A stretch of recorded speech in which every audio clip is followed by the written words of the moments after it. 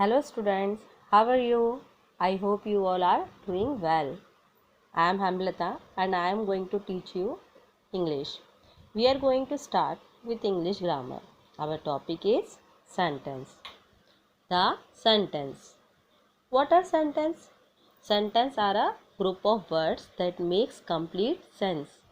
Sentence क्या होते हैं? Sentence तब complete होते हैं. We are having a so many words, group of words. उन सबको मिला के हम एक कंप्लीट सेंस बनाते हैं. जैसे अगर जैक एंड जिल या went up the hill, one example is there. जैसे हम कहते हैं कि जैक और जिल, अगर जैक एंड जिल मैं यूज़ करूँ subject, Jack and Jill is a subject. Okay, अगर सिर्फ सब्जेक्ट यूज़ करूँ मैं, वहाँ पर जो उसके साथ वर्ब जो यूज़ करी गई है, जो ऑब्जेक्ट है, अगर वो यूज़ नहीं करूँ तो this sentence is not complete. So if we are making a sentence, so it is fully complete sense. उसका पूरा सेंस होना चाहिए. अगर जैक एंड जिल या वेंट अप द हिल हम हाफ हाफ कर लें, उसको डिवाइड कर दें, तो वो फुली कंप्लीट नहीं होगा. सेंटेंस बनाने के लिए हमें कौन कौन सी चीज़ों को रिमेंबर करके रखना पड़ता है. Things to remember about a sentence. What are the things that we remember? Words in a sentence should be placed in their proper order. We remember when we are making a sentence, so that the sentence should be, or word should be in a proper order.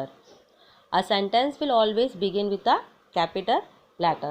We remember कि जो sentence है वो हमेशा capital letter में ही start होना चाहिए. A sentence will end usually with a full stop, or mostly we have seen when we have just ending the sentence, so we use the full stop and exclamation marks and that question marks we are using. So this type of marks we are using. Third one is that what we remember, a sentence will end usually with a full stop or a question mark or a exclamation sign. या तो हमारा sentence usually full stop से stop होगा, या question mark होगा, या फिर exclamation sign होगा. So I think you understood about the sentence कि what is sentence and the what are the things that we remember when we are making a sentence. Okay, now we will see some group of words. It is given here: in the morning, at the station, in the east, at the corner. These are the words. It is okay, it is complete but not fully completed. So because subject is not there, so we are saying these are the phrases. What is this? These are the phrases. Subject क्या होते हैं? जैसे किसी का नाम, I we you, the sheet name, these are the subject. और उनके पीछे जो होते हैं वो कहलाते हैं फ्रेसेस. जैसे कि in the morning, eight the station, in the east and at the corner. Okay, these are the phrases. Okay, these are not fully complete sentence. So how we say that the complete sentence? She goes for a walk in the morning. Now we have seen that she is a subject, goes verb, and walk in the morning. Now we have a verb and subject, as well as we have a phrases. Okay, so now this sentence is fully complete. इसलिए हम कह सकते हैं कि हाँ, ये जो sentence है वो पूरी तरीके से complete है. इसमें subject भी है, phrases भी है और verb भी है. So it is fully completed and there is a some sense. अगर हम कुछ भी चीज़ बोलेंगे तो यहाँ पर उसका कुछ ना कुछ सेंस निकलता है. Sam met me at the station. Sam मुझसे कहाँ मिला था? स्टेशन पर. It is fully completed. The sun rises in the east and someone in standing at the door. These are some examples of the this complete sense. Now we will start the kinds of sentence. As we already discussed in the 6th class that what is sentence and kinds of sentence, and we have already discussed about the 4 type of sentence, that is declarative, interrogative, exclamatory and the imperative sentence. A sentence categorized in 4 different parts. 4 different parts में उसको divide करा है.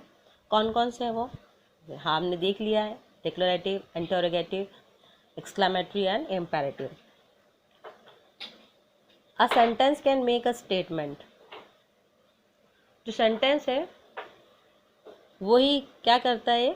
एक statement तैयार करता है जिसका एक कुछ ना कुछ मीनिंग होता है. A sentence can ask a question.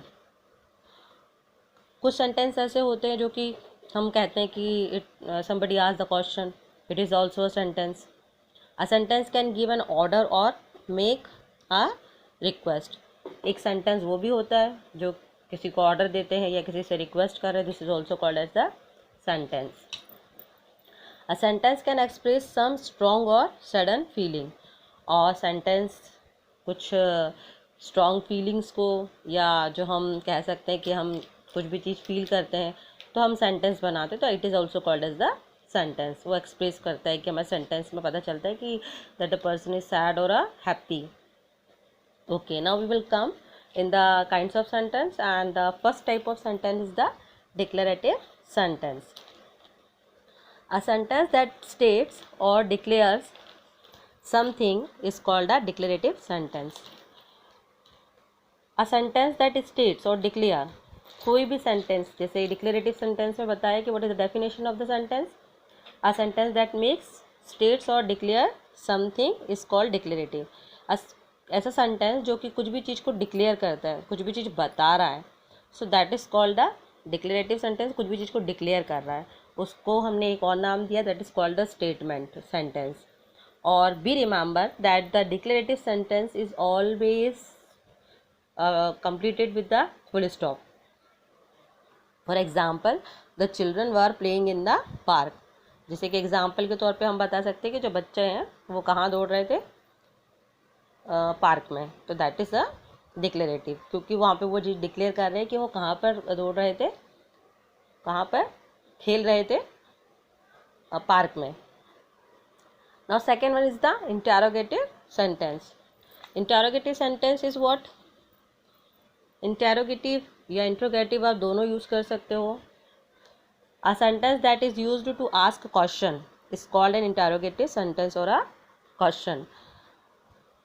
Interrogative sentence क्या होते हैं, जो कि यूज़ करे जाते हैं जब हम कोई क्वेश्चंस करते हैं. जैसे कि what is your name, that is also called as the, because we are putting a question mark here, so that is called the interrogative sentence.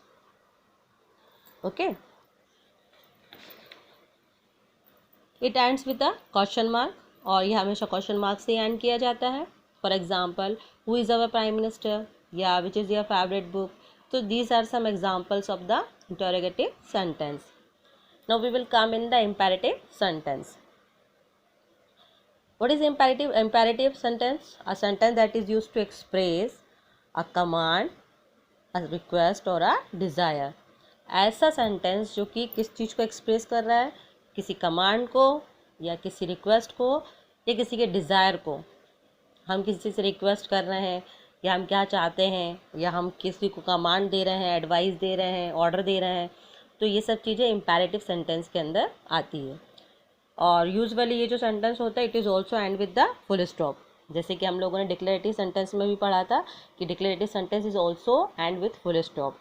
But in imperative sentence there is difference, that we are requesting, we are ordering, we are commanding to the in the sentence. So there is a difference of this, because in the declarative sentence we are declare, and in the imperative sentence we are requesting or commanding something. Now we have some example, like keep quiet.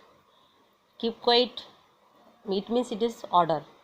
किसी को अगर हम keep quiet बोलते हैं तो वो order में आता है कि चुप रहना है. टेक मेडिसिन ऑन टाइम, किसी को हम एडवाइस दे रहे हैं कि आप जो दवाई है वो समय पर लो. Please get out, command. These are some examples of the imperative sentence, and it is end with the full stop. Now last one is the exclamatory sentence. Exclamatory sentence is what? A sentence that is used to express some strong or sudden feeling is called an exclamatory sentence. ऐसे sentence जो कि किसी भी किस चीज़ को express कर रहे हैं, स्ट्रॉन्ग या फिर सडन फीलिंग. जैसे कि हमारे सामने शेर आ जाए तुमको तो ओ माय गॉड, या हम डर जाते हैं, या फिर अगर हमको कांटा चुभ जाए तो हम कहते हैं आउच, दैट्स हर्ट. और अगर हमको कुछ चीज़ अच्छी दिखाई देती तो हम, या फिर हम हैप्पी रहते तो हम कहते हैं हुर्रे. तो this in this words we are using a exclamatory marks. This sentence end with an exclamation mark. Exclamation marks you have seen here. Now some example of the exclamatory sentence is how beautiful this rose. अब हम एकदम से किसी चीज़ को देख रहे हैं तो हम कैसे बोले, हाउ ब्यूटीफुल दिस रोज़, तो उसमें हम एक्सक्लेमेटरी मार्क्स का यूज़ करेंगे। आउच, दैट हर्ट्स, उस समय पे भी हम किसका यूज़ कर रहे हैं, एक्सक्लेमेटरी मार्क्स का।